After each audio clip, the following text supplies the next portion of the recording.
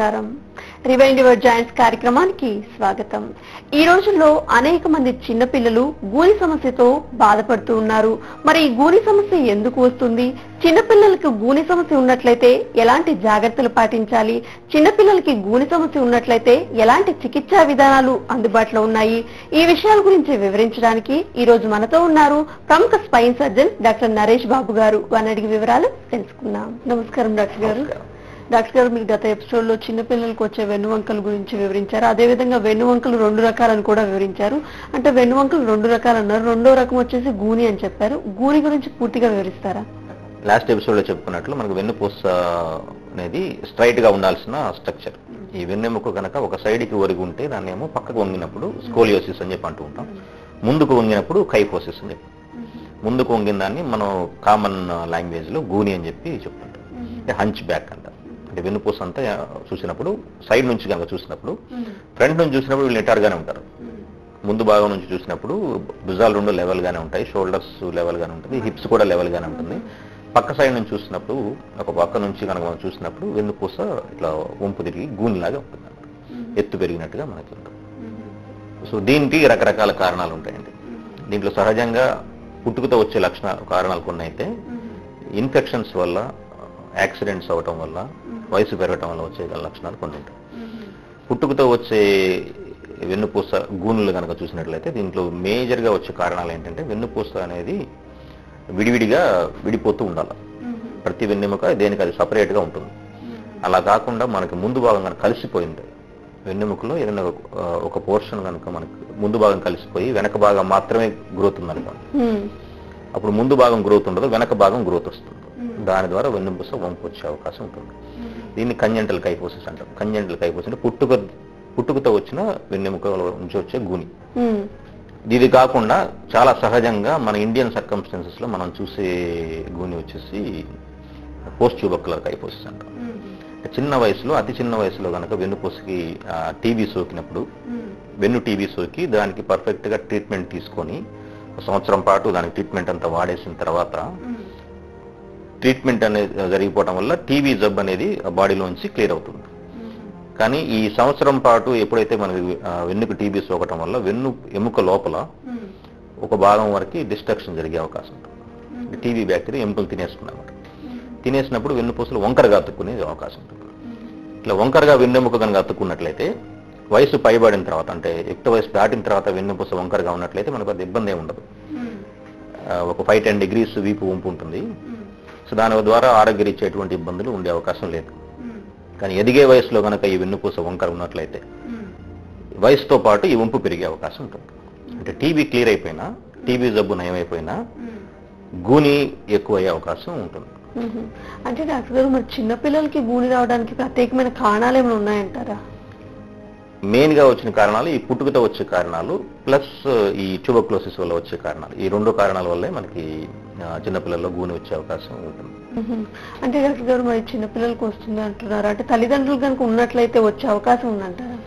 Congenital scoliosis, కొన్ని రకాల congenital scoliosis మనకి పేరెంట్స్ నుంచి వచ్చే అవకాశం కూడా ఉంటుందండి. పేరెంట్స్ నుంచి వచ్చే అవకాశం యూజువల్ గా మేనరికం చేసుకున్న వాళ్ళలో ఈ రకంగా వచ్చే అవకాశం ఉంటుంది. ఇమీడియట్ పేరెంట్స్ కానీ, లేకపోతే గ్రాండ్ పేరెంట్స్ కానీ, ఎవరికైనా కానీ వెన్నుపూస వంపు ఉన్నప్పుడు అది పిల్లలకి వచ్చే అవకాశం కొంచెం ఎక్కువగా ఉంటుంది. అది దగ్గర సంబంధాల్లో మ్యారేజ్ చేసుకున్నప్పుడు జరుగుతుంది. సో వీళ్ళ గురించి యూజువల్ గా పేరెంట్స్ కి కొంచెం అవగాహన అనేది ఉండాలి. ఫ్యామిలీలో ఎవరికైనా వంపు ఉన్నప్పుడు మన పిల్లలకు కూడా వచ్చే అవకాశం ఉందా అని చెప్పి చూసుకోవడం జరుగుతుంది. సో దాని గురించి వీపు భాగం కనుక స్నానం చేయించేటప్పుడు వెనక భాగం చూసినప్పుడు ఎటువంటి ఎత్తులు ఉండకూడదు. వెన్నుపూస అంతా స్ట్రైట్ గా ఉండాలి. నక్కులు అంటుంటాం అన్నమాట. ఈ రకంగా ఒక వెన్నుపూస ఒక భాగం కనుక ఇట్లా ఎత్తుగా కనిపించినట్లయితే, అన్ని వెన్నెముకలు ఒకే లెవెల్లో ఉండి ఒక్క వెన్నెముక కొంచెం ప్రామినెంట్ గా వీపు భాగంలో కనపడుతున్నట్లయితే దాన్ని అశ్రద్ధ చేయకూడదు. అంటే సైడ్ కొంచెం వంపులు కొంచెం అశ్రద్ధ చేసినా పర్వాలేదు, కానీ ముందుకుండే వంపుల్ని మనం అశ్రద్ధ చేయకూడదు. ఎందుకంటే సైడ్ వంగినప్పుడు ఆ వెన్నెముకలో ఉండే వెన్నుపాము సైడ్కి అడ్జస్ట్ అవుతుంది. ఇంకా ముందుకు వంగినప్పుడు ఆ వెన్నుపూసలో ఉండే వెన్నుపాము నరం, ఇంపార్టెంట్ స్ట్రక్చర్ అన్నమాట, అది ఒత్తిడికి గురవుతుంది. ఒక లెవెల్ దాటిన తర్వాత ఈ వంపు కనుక పెరుగుతున్నట్లయితే ఈ వెన్నుపూస వంపుకే కాకుండా వాళ్ళకి కాళ్ళకి వీక్నెస్ రావటం, కాళ్ళు తడబడుతున్నట్టు కనిపించడం, బ్యాలెన్స్ లేనట్టుగా అనిపించడం, కాళ్ళు నుండి స్టిఫ్గా అయిపోవటం, యూరిన్ అర్జెన్సీ లాగా రావటం, నడుస్తూ నడుస్తూ పడిపోవటం, ఎక్కువగా మిగతా పిల్లలతో పాటు పరిగెత్తలేకపోవటం, ఈ రకమైన లక్షణాలు వచ్చే అవకాశం ఉంటుంది. డాక్టర్ గారు, మరి ఈ గూనిలో కూడా ఏమైనా రకాలు ఉన్నాయంటారా? ఈ గూనిలో వచ్చే 2 రకాలు పోస్ట్ ట్యూబర్కులర్ కైఫోసిస్ ఒకటి ప్లస్ కంజెంటల్ కైఫోసిస్ ఒకటి ఉంటుంది. ఇవి కాకుండా వయసు పైబడిన వాళ్ళకి ఆస్టియోపోరోసిస్ వల్ల మన ఇంట్లో పెద్దవాళ్ళని చూస్తున్నట్లయితే, ముసలి వాళ్ళని చూస్తున్నట్లు కొంచెం ముందు కొంగిపోతారు. సెనైల్ కైఫోసిస్ అంటాం. సెనైల్ కైఫోసిస్ అంటే ఎముకల్లో ఉండే పట్టు తగ్గటం వల్ల, కండరాల్లో ఉండే పట్టు తగ్గటం వల్ల గ్రాడ్యువల్గా ఇట్లా ముందుకి వంగిపోతూ నడుస్తుంటారు. కరా సపోర్ట్ తీసుకొని నడుస్తూ జరుగుతుంది అన్నమాట. ఈ మెయిన్గా మనకి వచ్చే వెన్నెముక వంకరలో రకాలు. డాక్టర్ గారు, మరి ఈ గూని సమస్యను ఫస్ట్ స్టేజ్ లోనే ఎలా గుర్తించాలంటారు? యూజువల్ గా పేరెంట్స్ స్నానం చేసేటప్పుడు ఇలా నేను చెప్పినట్లుగా ఆ నక్కులు లాంటివి ఉంటే మాత్రం మనం అశ్రద్ధ చేయకూడదండి. ఇమీడియట్ గా డాక్టర్ గారు చూపించుకోవాల్సి ఉంటుంది. డాక్టర్ గారు చూపించిన తర్వాత యూజువల్ గా ఎక్స్రేస్ తీసి ఏదైనా వెన్నెముకకి డ్యామేజ్ ఏమైనా జరిగిందా, వెన్నెముక ఏదైనా వంకరగా ఉందనేది నిర్ధారించడం జరుగుతుంది. వెన్నెముక వంకర ఉన్నట్లుగా లేదంటే వెన్నుపూసలు 2 అతుక్కొని పుట్టినట్టు కానీ, సరిగా విడకుండా ఉన్నప్పుడు కానీ ఈ వంపు తయారయ్యే అవకాశం ఉంటుంది. ఈ వంపుని మనం గ్రాడ్యువల్ గా ఫాలో అప్ చేస్తున్నాం. ప్రతి 6 months ఒకసారి ఎక్స్రే తీసుకుని చూడాల్సిన అవసరం ఉంటుంది. ఎందుకంటే వయసుతో పాటు ఈ వంపులు పెరిగే అవకాశం ఉంటుంది. పుట్టినప్పుడు వెన్నుపూస నిటారుగా ఉన్నట్లయితే వయసుతో పాటు వెన్నుపూస ఎత్తు పెరుగుతుంది, హైట్ పెరుగుతుంది. వంపు ఉన్నప్పుడు ఏంటంటే ఎత్తుకు బదులు వంపు పెరిగే అవకాశం ఉంటుంది. ఒక లెవెల్కి వంపు పెరిగిన తర్వాత ఈ వెన్నెముక వెనక భాగంలోంచి మనకి నరం వెళ్తూ ఉంటుంది. ఈ నరానికి కనుక మనకి కంప్రెషన్ వచ్చేస్తుంది అనుకోండి, వెన్నుపూస వంపు పెరిగే కొద్దీ నరం మీద కంప్రెషన్ వచ్చేస్తుంది. ఈ కంప్రెషన్ వచ్చినప్పుడు చాలా సీరియస్ కాంప్లికేషన్స్ ఉంటాయి. అది రాకుండా ముందుగానే మనం గుర్తించాల్సిన అవసరం ఉంటుంది. అనుమానం వచ్చినప్పుడు ఎక్స్రే తీసుకొని కన్ఫర్మ్ చేయాల్సిన అవసరం ఉంటుంది. రివైండ్ యువర్ జాయింట్స్ కార్యక్రమంలో ఒక చిన్న విరామం.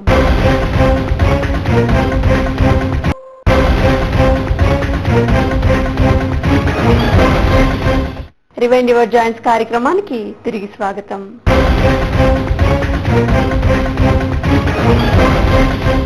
కానీ డాక్టర్ గారు, చాలా మంది చిన్నపిల్లలు ముందుకు వంగి నడుస్తున్న తల్లిదండ్రులు పెద్దగా గుర్తించలేకపోతారు. తర్వాత పెద్దయ్యే వరకు చిన్నగా నడుస్తారులే, అది తన నడకే అంతేలే అనుకుంటూ ఉంటారు. మరి అలా చేయడం వల్ల ఎలాంటి కాంప్లికేషన్స్ వచ్చే అవకాశం ఉందంటారు? అంటే కొన్ని రకాల నడకలు పాస్చరల్ చేంజెస్ అంటూ ఉంటాం. అంటే వాళ్ళు నడిచే విధానంలోనే మార్పు ఉంటుంది. అవి వయసుతో పాటు కరెక్ట్ అయ్యే అవకాశం ఉంటుంది. కానీ వెన్నుపూసలు స్ట్రక్చరల్ గా డ్యామేజ్ ఉన్నప్పుడు, అంటే వెన్నుపూస అమెరికాలో కనుక ఎటువంటి తేడా ఉన్నా ఇది గ్రాడ్యువల్ గా ఏజ్ తో పాటు పెరిగే అవకాశం ఉంటుంది. రఫ్ గా చెప్పినట్లయితే మనకి ఈ వెన్నుపూస సైడ్ నుంచి చూసినప్పుడు ఎస్ ఆకారంలో ఉంటుంది. మెడ ముందుకి వంగుంటుంది, వీపు వెనక భాగం ఉంటుంది, నడుము మళ్ళీ ముందుకు. ఈ ఎస్ ఆకారం వల్ల ఉపయోగం ఏంటంటే మనకి తల భాగం నడుము భాగం మీద సెంటర్ లో బేస్ అయ్యి ఉంటుంది. ఫ్రంట్ నుంచి చూసినా సైడ్ నుంచి చూసినా ఈ ఎస్ ఆకారంలో ఎక్కడైనా తేడా వచ్చినట్లయితే దానికి మనం కైఫోసిస్ గా గుర్తించాల్సి ఉంటుంది. అది స్ట్రక్చరల్ కైఫోసిస్ ఒక రకంగా ఉంటుంది, మన పాస్చరల్ కైఫోసిస్ ఒక రకంగా ఉంటుంది. పాస్చరల్ కైఫోసిస్ అంటే కొంచెం షుర్మెన్స్ డిసీజ్ అని చెప్పి అంటుంటాం. రౌండ్ కైఫోసిస్ అంటాం, మొత్తం వీపంతా కూడా ఒక రకంగా వంగి ఉంటుంది. అది కాకుండా యాంగులర్ కైఫోసిస్ అని చెప్పంటాం. యాంగులర్ కైఫోసిస్ అంటే ఒక్క ఏరియా వరకు యాంగిల్ గా ఉంటుంది. ఈ యాంగులర్ కైఫోసిస్ అనేవి కొంచెం డేంజరస్. అంటే ఒక భాగంలోనే సడన్ గా ఎత్తు పెరిగినట్టుగా ఉంటుంది. దీన్ని మన భాషలో మనం హంచ్ బ్యాక్ అని చెప్పి అంటుంటాం, గూని అని చెప్పి చెప్పేది. సో వీటిని అశ్రద్ధ చేయకూడదు. సో వీటి యూజువల్గా ఇట్లా వంపు వచ్చిన గుర్తించినప్పుడు దానికి 2 పద్ధతుల్లో మనం ట్రీట్మెంట్ చేయడం జరుగుతుంది. ఒకటి ఏంటంటే వంపు పెరుగుతుందా లేదా అనేది గుర్తించడం. అంటే అబ్జర్వేషన్ అనేది మెయిన్. అబ్జర్వేషన్ కూడా ఎప్పటి వరకు చేస్తామంటే వాళ్ళకి 16 to 18 years వచ్చే వరకు అబ్జర్వేషన్ చేయడం జరుగుతుంది. ఈ వంపు కనుక పెరగట్లేదు అనుకుంటే 16 years దాటిన తర్వాత ఇక పెరిగే అవకాశం లేదు. అందు గురించి వాళ్ళకి మనం ఎటువంటి ఆపరేషన్ చేయాల్సిన అవసరం కూడా లేకుండా సరిపోతుంది. కానీ వంపు కనుక పెరుగుతున్నట్టుగా ఉన్నట్లయితే ఈ ముందుగా ఉండే వంపుతో పాటు సైడ్కి వంపు తిరిగి ఉన్నా, ఒకసారి కైఫోసిస్ స్కోలియోసిస్ కలిసి ఉంటాయి. అంటే పక్కకి వంగుతుంది ప్లస్ ముందుకు కూడా వంగే అవకాశం ఉంటుంది. ఇలాంటిది కనుక ఉన్నట్లుగా మనం గుర్తించినప్పుడు కంపల్సరీ ఎవ్రీ 6 months ఒకసారి ఎక్స్రే తీసుకొని లాస్ట్ ఎక్స్రేతో ఎక్స్రే కంపేర్ చేసుకొని ఎంతవరకు పెరిగింది, ఇంకా పిల్లవాడు కానీ పాప కానీ ఎంత ఎత్తు పెరిగే అవకాశం ఉంది, అంటే ఇంకా ఎన్ని గ్రోత్ ఇయర్స్ రిమైనింగ్ ఉన్నాయండి. రిమైనింగ్ గ్రోత్ ఇయర్స్ అంటే ఆడపిల్ల అయితే 16 నుంచి 18 ఏళ్ళ వరకు, మగ పిల్ల అయితే 19 నుంచి 21 ఏళ్ళ వరకు గ్రోత్ ఉంటుంది. మనకి 10 ఏళ్ల వయసులో వచ్చిన వంపు ఈ 20 years వరకు పెరిగే అవకాశం ఉంటుంది. సో ఎన్ని గ్రోత్ ఇయర్స్ రిమైనింగ్ ఉన్నాయి, ఇప్పుడు వరకు ఎవ్రీ 6 monthsకి ఎంత పెరుగుతుంది, దీని ప్రకారంగా ఒక క్యాలిక్యులేషన్ చేయడం జరుగుతుంది. యుక్త వయసు వచ్చేసరికి ఎంత వంపు వస్తుందో గుర్తించుకొని దానికి ఇది ఒక పరిమితిని మించి కనుక ఉండే అవకాశం ఉన్నప్పుడు మాత్రం మనం కంపల్సరీ సర్జరీ చేయాల్సిన అవసరం ఉంటుంది. అంటే డాక్టర్ మరి ఎలాంటి సర్జరీస్ విధానాలు అందుబాటులో ఉన్నాయి వివరిస్తారా? అంటే స్కోలియోసిస్ కి కైఫోసిస్ కి సర్జరీ విధానంలో చాలా మార్పు ఉంటుంది. స్కోలియోసిస్ అంటే పక్కకి వంగున్న వెన్నుపూస పక్కకి వంగున్నప్పుడు ఈ ప్రతి వెన్నెముకలోకి స్క్రూస్ వేసి రాడ్ ద్వారా కనెక్ట్ చేసి మనం వెన్నుపూస స్ట్రైట్ చేస్తాం. సో అది మన ఈ వంపులు కరెక్ట్ చేసే విధానంలో సులభమైన పద్ధతి అన్నమాట. కానీ వెన్నెముక ముందుకు వంగిన దాన్ని స్క్రూస్ వేసి మనం వెనక్కి తీసుకురావడం కష్టంగా ఉంటుంది. ఇట్లా వెన్నుపూస సైడ్ ముందు కనుక వంగి గూనిలాగా ఉన్నప్పుడు ఎక్కడైతే మనకు వంపు వచ్చిందో ఆ భాగం మేరకి ఎముకను తొలగించాల్సి ఉంటుంది. స్పైనల్ ఆస్టియాటమీ అంటున్నాం. ఈ స్పైనల్ ఆస్టియాటమీ ద్వారా వెన్నుపూసని ఎక్కడైతే వంపు ఉందో అక్కడ ఒక వెడ్జ్ షేప్ లో ఒక ట్రయాంగిల్ బోన్ తీసేసి ఈ వెన్నెముకని స్ట్రైట్ చేసి స్ట్రైట్ గా బిగించాల్సి ఉంటుంది. ఈ స్పైనల్ ఆస్టియాటమీ అని చెప్పి చేస్తుంటాం. ఇది చేయడం ద్వారా చాలా మంచి రిజల్ట్స్ వచ్చే అవకాశం ఉంటుంది. అంటే స్కోలియోసిస్ లాగా ఎక్కువ స్క్రూస్ వేయాల్సిన అవసరం లేదు. ఎక్కడైతే వంపు ఉందో దానికి పైన 3 segments కింద 3 segments కి స్క్రూస్ వేసి బిగించి ఆ వంపు ఉన్న ప్రాంతంలో ఒక వెడ్జి లాగా తీసి వెన్నుపూసని సరి చేయడం జరుగుతుంది. సరి చేసి బిగి చేసినప్పుడు ఇక ఫర్దర్ గ్రోత్ అంతా కూడా వాళ్ళకి స్ట్రైట్ గా ఉంటుంది. ఒకసారి ఎప్పుడైతే వంపు సరి చేసి మనం వెన్నుపూసని కొత్త ప్లేస్ లో బిగిస్తామో నిఠారుగా వచ్చేసిన తర్వాత ఫర్దర్ రిమైనింగ్ గ్రోత్ అంటే 20 years వరకు కూడా వాళ్ళు నిఠారుగా పెరిగే అవకాశం ఉంటుంది. సో దీంట్లో కూడా రకరకాలుగా మనం ఈ ఆపరేషన్ చేయడం జరుగుతుందండి. అంటే కొంతమందికి ఒక 20 to 30% బోన్ మాత్రమే రిమూవ్ చేయాల్సిన అవసరం ఉంటుంది. కొంతమంది కంప్లీట్ గా వర్టిబ్రల్ కాలమ్ డిసెక్షన్ అని చెప్పి చేస్తుంటాం. మరి డిఫార్మ్డ్ అయిపోయిన ఒక వెన్ను పోసినప్పుడు దాన్ని పూర్తిగా రిమూవ్ చేసేసి కొత్తగా బోన్ మనం ఫిక్స్ చేసి సరి చేస్తుంటాం. కొంచెం కాంప్లెక్స్ సర్జరీస్ కానీ మంచి రివార్డింగ్ సర్జరీస్. సడన్ గా ఒక్క రోజు ముందు ఆపరేషన్ ముందు వరకు వంగిపోయిన పిల్లాడు సర్జరీ అవ్వగానే నిటారుగా తయారవుతారు. సో సైకలాజికల్ గా చాలా చేంజ్ కనిపిస్తుంటుంది. పేరెంట్స్ కూడా చాలా చేంజ్ కనిపిస్తుంది. స్కూల్లో పిల్లవాళ్ళ కొలీగ్స్ ఫ్రెండ్స్ కూడా నిన్నటి వరకు వంపు ఉండి ఈ రోజుకి నార్మల్ గా అయిపోయేసరికి డ్రమాటిక్ చేంజెస్ కనిపిస్తుంటే వాళ్ళకి ఎమోషనల్ గా కూడా వాళ్ళకి చాలా బూస్టప్ లాగా ఉంటుంది అన్నమాట. అన్యోన్యతా భావం అంటారు కదా, అది చాలా తగ్గిపోతుంది. చాలా వరకు గూని ఉన్న వాళ్ళకి ఆడపిల్లలు బేసిక్ గా ఉండే ఇబ్బంది ఏంటంటే పిల్లలు ఎక్కిరిస్తున్నారని. ఈ వంపు ఉండటం వల్ల వాళ్ళు ఫ్రీగా అందరు వేసుకున్న డ్రెస్సులు వేసుకోలేరు. ఒక సైడ్ వంపు కనపడిపోతుంది అనేది భయం ఉంటుంది అనమాట. సో పైదాకా డ్రెస్సులు వేసుకుని బాడీ అంతా కవర్ చేసుకుంటూ ఉండాల్సిన అవసరం ఉంటుంది అన్నమాట. ఇవన్నీ కూడా మనకి ఇబ్బంది లేకుండా చేసుకోవచ్చు. డాక్టర్ గారు, మనం ఒకసారి గూనె సమస్యలకు సర్జరీ అయిన తర్వాత పర్మనెంట్ గా తగ్గుతుందంటారా? ఇవన్నీ పర్మనెంట్ సర్జరీస్ అండి. ఇప్పుడు దాకా నేను మాట్లాడిన సర్జరీస్ అన్ని కూడా పర్మనెంట్ సర్జరీస్. ఇట్లా గ్రాడ్యువల్ గా చేయాల్సిన సర్జరీస్ కాదు. లేదంటే చాలా మంది అడిగేది ఏంటంటే ఈ ఆపరేషన్ లైఫ్ ఎంత అని అడుగుతుంటారు. ఆపరేషన్ ఎన్ని రోజులు పనిచేస్తుంది, మీరు స్క్రూస్ రాడ్స్ వేస్తున్నారు కదా, ఎంతవరకు పనిచేస్తాయి? ఈ స్క్రూస్ రాడ్స్ వేయడంతో పాటు మనం ఈ పక్కన బోన్ పీసెస్ కూడా పెడతాం. దాని ద్వారా ఇది పర్మనెంట్ సర్జరీ. మోకాళ్ళ మార్పిడిలాగా తుంటి మార్పిడిలాగా 20 years మాత్రమే పనిచేస్తుంది. తర్వాత మళ్ళీ చేంజ్ చేయాలన్న అవసరం లేదు. ఇది ఒకసారి ఆపరేషన్ చేసుకున్న తర్వాత ఇది జీవితాంతం పర్మనెంట్ సర్జరీ లాగా ఉంటుంది. రివైండ్ యువర్ జాయింట్స్ కార్యక్రమంలో మరో చిన్న విరామం.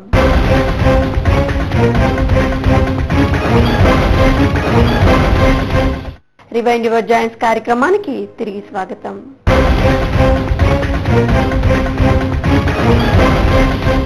అంటే డాక్టర్ గారు, మరి చిన్నపిల్లలకి సర్జరీ అంటున్నారు కదా, మరి వాళ్ళ పెరుగుదలలో ఎలాంటి ప్రభావం చూపుతుందంటారు? సో దీనికోసమే మనకి చిన్నపిల్లలు ఆపరేషన్ చేయాల్సి వచ్చినప్పుడు చాలా వరకు మనకు వంపు ఉండిపోతుంది కదా. పేరెంట్స్ అడిగే క్వశ్చన్ ఏంటంటే, డాక్టర్ మీరు ఆపరేషన్ చేసి స్క్రూస్ రాడ్స్ వేసి బిగిస్తానంటున్నారు, వెన్నుపూస వంపు సరి అవుతుంది సరే, కానీ వాళ్ళకి హైట్ తగ్గిపోయే అవకాశం ఉంది కదా. మీరు ఎక్కడైతే స్క్రూస్ వేసి బిగిస్తున్నారో ఆ ప్రాంతం వరకు ఇక ఎత్తు పెరగదు కాబట్టి భవిష్యత్తు ఎలా ఉంటుంది అనేది చాలా మందికి ఉండే జెన్యూన్ డౌట్. సో దీంట్లో ఏంటంటే 2 విషయాలు తెలుసుకోవాల్సి ఉంటుంది. టోటల్ బాడీ హైట్ లో కనుక చూసుకున్నట్లయితే 80% ఆఫ్ ద హైట్ వచ్చేసి మనకి కాళ్ళ ద్వారా వస్తుంది. ఎత్తు బాడీలో శరీరంలో పెరిగే ఎత్తు 80% కాళ్ళ ద్వారా పెరుగుతాం. మిగతా 20% వెన్నుపూస ద్వారా వస్తుంది. ఈ వెన్నుపూసలో ఎన్ని వెన్నెముకల్ని మనం బిగిస్తున్నాం అనేది ఇంపార్టెంట్. ఆ వెన్నుపూసలో మనం ఈ కైఫోసిస్ ఆపరేషన్ కనుక చేయాల్సి వచ్చినప్పుడు ఓన్లీ 6 bones వరకు మనం బిగించడం జరుగుతుంది. స్కోలియోసిస్ అయితే ఎక్కువ వెన్నెముకల్ని బిగించాల్సి వస్తుంది. ఈ కైపోసిస్ చేసినప్పుడు మనం ఆస్టియాటమీ చేసి వెన్నుపూస సాగదీసినప్పుడు న్యాచురల్ గానే వాళ్ళ హైట్ పెరిగే అవకాశం. ఇప్పుడు దాకా వంగున్న వెన్నెముకని నిటారుగా చేసినప్పుడు ఎత్తు పెరుగుతారు. ఈ ఎత్తు మనం స్క్రూస్ వేయడం ద్వారా బిగించే ఎత్తు ఈక్వల్ అవుతుంది. సో ఫర్దర్ గా వాళ్ళకి లాస్ అంటూ ఏముండదు. కానీ మీరు చెప్పినట్లుగా మరీ చిన్న వయసులో 3 to 4 years, మరీ చిన్న వయసులో కనుక మనం ఆపరేషన్ చేయాల్సి వచ్చినప్పుడు 3 to 4 years లో చూసుకుంటే ఇంకా 20 years, 18 to 20 years వాళ్ళకి గ్రోత్ రిమైనింగ్ ఉంది. అంత చిన్న వయసులో ఆపరేషన్ చేయాల్సి వచ్చినప్పుడు మనం లాస్ట్ ఎపిసోడ్ లో చెప్పినట్టుగా వీళ్ళకి గ్రోత్ రాడ్స్ అనేది యూజ్ చేస్తాం. గ్రోత్ రాడ్ టెక్నిక్ అంటే మనం వెన్నుపూసని పూర్తిగా ఒకేసారి ఆపరేషన్ చేయకుండా పైన కింద స్క్రూస్ వేసి రాడ్స్ వేసి ప్రతి 6 నెలలకు ఒకసారి పెరిగే ఏజ్కి అనుగుణంగా ఈ రాడ్ని లెంగ్తెన్ చేయడం జరుగుతుంది. అది చిన్న ఆపరేషన్, మార్నింగ్ సర్జరీ చేసుకుని ఈవినింగ్ వెళ్ళిపోవచ్చు. స్క్రూస్ బిగించిన తర్వాత అనేది మెయిన్ సర్జరీ. ఈ లెంగ్తనింగ్ అనేది షార్ట్ ప్రొసీజర్, అడ్మిషన్ అవసరం ఉండదు. 6 నెలలకు ఒకసారి వచ్చేసి మనకు ఎంతైతే ఎత్తు పెరుగుతుంది అనుకుంటామో ఆ ఎత్తు వరకు మనం దాన్ని ఇంక్రీజ్ చేయాల్సిన అవసరం ఉంటుంది. డాక్టర్ గారు, మరి గూని సమస్యలకి సర్జరీ అయిపోయిన తర్వాత చిన్నపిల్లలు ఎన్ని రోజులు రెస్ట్ తీసుకోవాలంటారు? అంటే పాత కాలంలో మనం ఆపరేషన్ చేయాల్సి వచ్చినప్పుడు బేసిక్ గా ఈ ఆపరేషన్ లో రకరకాలుగా ఉంటాయండి. మెటల్ లోపల వాడతాం కదా, వెన్నుపూస సరి చేయడానికి మనం వాడే పనిముట్లలో చాలా తేడా ఉంటుంది. మనకి ఎవల్యూషన్ గా చూసుకున్నట్టయితే మొదటగా వచ్చినాయి వైర్స్ ద్వారా వెన్నెముకని మనం బిగించడం చేసుకుంటాం. సో వైర్స్ కి పట్టు చాలా తక్కువగా ఉంటుంది. వైర్స్ తర్వాత హుక్స్ అనేది డెవలప్మెంట్ లోకి వచ్చింది. ఈ హుక్స్ ద్వారా ఏంటంటే వైర్స్ కంటే బెటర్ గా ఉంటాయి, కానీ ఆ హుక్స్ కూడా మన పూర్తిగా వెన్నుపూసలోకి బిగించే హోల్డ్ ఉండే అవకాశం లేదు. ఇప్పుడు వచ్చిన టెక్నాలజీలో మనకి స్క్రూస్ అనేది వేయడం జరుగుతుంది. వెన్నెముక స్క్రూ వేసినప్పుడు అది వెన్నెముక అంతా కూడా 3 column ఫిక్సేషన్ వస్తుంది అన్నమాట. అంటే వెన్నుపూస మొత్తాన్ని కూడా మనం పట్టుకున్నట్టు వెన్నెముక మొత్తాన్ని కూడా హోల్డ్ చేస్తున్నట్టుగా ఉంటుంది. దీని ద్వారా స్ట్రెంగ్త్ ఎక్కువ ఉంటుంది. స్ట్రెంగ్త్ ఎక్కువ ఉండటం వల్ల ఇమీడియట్ గా నడిపించే అవకాశం ఉంటుంది. ఇప్పుడు మేము చేసిన సర్జరీ చేసిన పేషెంట్స్ అంతా కూడా ఈ రోజు సర్జరీ చేస్తే రేపు లేసి నడిచేస్తారు. నడిచేయడం జరుగుతుంది. వాళ్ళకి 2 to 3 weeks తర్వాత వాళ్ళకి మళ్ళీ స్కూల్కి పంపించేయడం, కింద కూర్చోబెట్టడం, మెట్లు ఎక్కడం, దిగటం అనేది జరుగుతుంది. రిస్ట్రిక్షన్స్ అనేది ఎక్కువగా ఉండదు. స్కూల్ బ్యాగ్ మోయకూడదని, పేరెంట్స్ స్కూల్ బ్యాగ్ తీసుకెళ్లాలని, ఒక 6 months పిల్లవాడితో పాటు. మీరు అన్నట్టే డాక్టర్ గారు, తల్లిదండ్రులు ఎక్కువ చిన్నపిల్లలకి సర్జరీ అనేసి 6 months వరకు రెస్ట్ ఇస్తూ ఉంటారు. ఒక అకాడమిక్ ఇయర్ అంతా వేస్ట్ అయిపోతుంది. ఆ రకంగా కాకుండా ఈ స్క్రూస్ వేసుకుని చేసుకున్నట్లయితే ఇలాంటి అవసరం లేదు. వైర్స్ హుక్స్ వేస్ట్ చేయాల్సి వచ్చినప్పుడు మాత్రం వాళ్ళకి ఎక్కువ రెస్ట్ ఇవ్వాల్సి వస్తుంది. ఈ కాలంలో వైర్ స్క్రూస్ ని చాలా తక్కువ మంది యూజ్ చేస్తున్నారు. చాలా అవుట్డేటెడ్ ఓల్డ్ టెక్నాలజీ. స్క్రూస్ వేసి కనుక ఆపరేషన్ చేసుకుని స్క్రూస్ లో కూడా మంచి క్వాలిటీ స్క్రూస్ వేసుకున్నట్లయితే ఇమీడియట్ గా మనం మళ్ళీ స్కూల్కి వెళ్ళిపోయే అవకాశం ఉంటుంది. అకాడమిక్ ఇయర్ వేస్ట్ కాదు. యూజువల్ గా సమ్మర్ హాలిడేస్ లో కానివ్వండి, దసరా హాలిడేస్ లో చేస్తున్నాయి సర్జరీస్ అన్ని కూడా. వాళ్ళకి ఎటువంటి టైం అకాడమిక్ ఇయర్ వేస్ట్ కాకుండా ఉండడం కోసం ఎగ్జామ్స్ అయిపోగానే ఈ సర్జరీ చేయడం జరుగుతుంది. మళ్ళీ హాలిడేస్ అయిపోగానే మళ్ళీ అందరితో పాటు స్కూల్కి వెళ్ళిపోతారు. హాలిడేస్ ముందు వంపు ఉంటుంది, హాలిడేస్ అయిపోయినాక వెళ్ళేటప్పుడు వంపు లేకుండా సర్ప్రైజ్ అని. ఓకే డాక్టర్, మరి సర్జరీ తర్వాత చిన్నపిల్లలు ఎలాంటి జాగ్రత్తలు పాటించాలంటారు? ఒక 2 to 3 weeks వరకు forward bending, lifting weights avoid చేయాల్సి ఉంటుంది. ఒక 3 months వరకు హెవీ వెయిట్ లిఫ్టింగ్, అంటే వాటర్ క్యాన్స్ మోయటం కానీ, బకెట్ వాటర్స్ మోయటం కానీ అలాంటిది అవాయిడ్ చేయడం జరుగుతుంది. అంతే తప్పితే మేజర్ రిస్ట్రిక్షన్స్ అంటూ ఏముండవు. స్టెప్స్ ఎక్కడం కానీ, దిగటం కానివ్వండి, ట్రావెల్ చేయటం కానివ్వండి, ఈ బైక్ మీద వెళ్ళటం కానివ్వండి, క్లాస్లో కూర్చోడానికి కానివ్వండి, కింద కూర్చోడానికి కానివ్వండి, వీటికి ఎటువంటి రిస్ట్రిక్షన్స్ అనేది ఉండదు. డాక్టర్ గారు, చివరిగా ముందు చిన్నపిల్లలకి వంకర్లు, గూని వంకర్లు అంటే తల్లిదండ్రులు భయపడిపోతూ ఉంటారు. మరి అలాంటి వాళ్ళకు మీరు ఇచ్చే సలహాలు, సూచనలు? అంటే వెన్నుపూస వంకరు అనగానే రకరకాల అపోహలు ఉంటాయండి.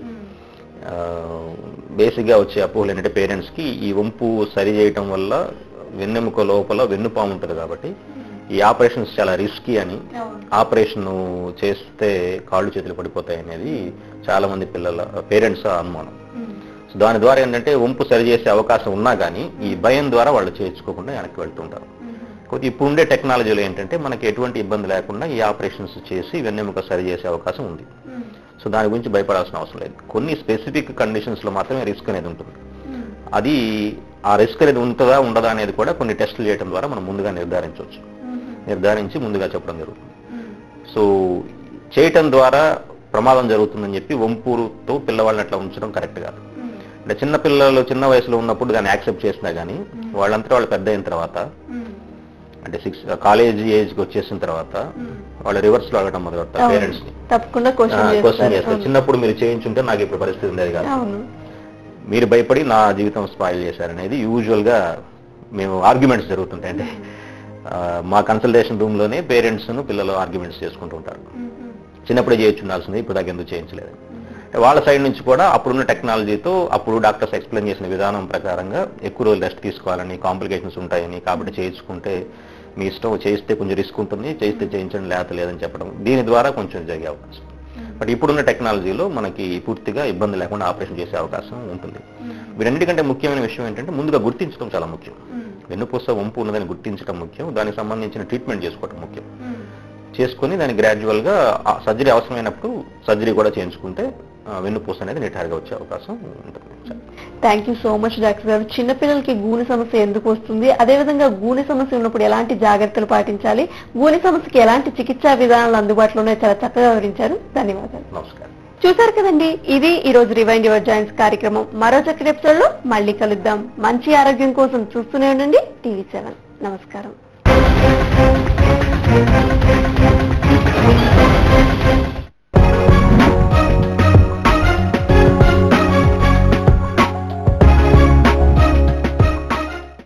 Pineapple